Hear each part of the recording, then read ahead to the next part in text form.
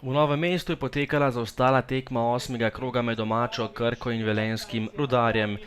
Dolenjci so v sijajni formi, potem ko so zamenjali trenerja, je Aleksander Bracovič na klopi izbral 2 zaporedni zmagi, v gosteh premagal Gorico, potem pa še doma ljubljansko Olimpijo. Tole je že prva priložnost tekme, poskušal je Terovič, a zgrešil vrata. Že v naslednji akciji pa nevarna tudi Krka, meril je Anže Košnik, na koncu pa je žoga le za nekaj centimetrov zgrešila vrata Rozmana. Še enkrat prosti strel za Knape, tokrat je vdaleč meril Eterovič, na koncu samo kot za Velenjčane. Do konca prvega dela pa še nekaj obetavnih akcij.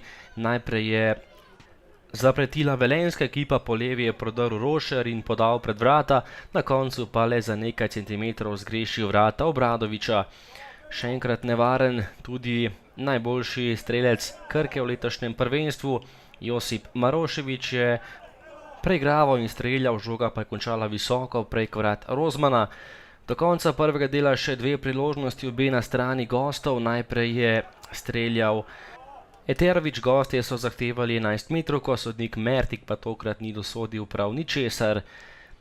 In še zadnja akcija prvega dela, po napaki dolenjske obrambe je takole do strela prišel Eterovič, lahko bi streljal z nekoliko boljšega položaja, a vdaleč je skušal premagati Obradoviča, ki je bil tokrat vendarle zanesljiv.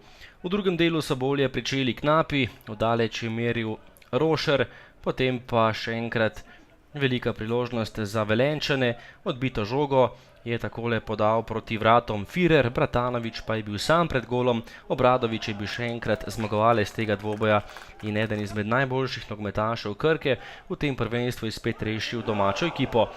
Tole je bila prečka, Košnik je zatresel prečko po podaji iz kota, na drugi strani pa bi kmalu prišla kazen, takole je priložnost zapravil Eterovič in žogo poslal visoko prek vrat, velika priložnost za najboljšega strelca Rudarja, ostalo je 0:0.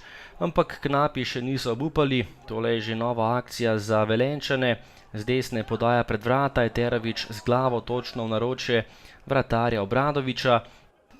Do konca tekme je ostalo še nekaj minut in priložnosti ni več manjkalo, tole je bila nova priložnost za Eteroviča, ki je zgrešil vrata Obradoviča, na drugi strani pa je v 87. minuti veliko priložnost zapravil Luka Volorič.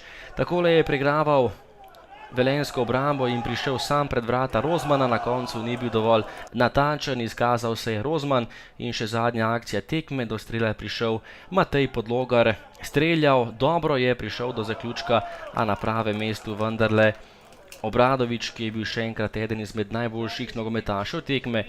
Tokrat se je tekma v Novem mestu končala brez zmagovalca, končni izid 0:0.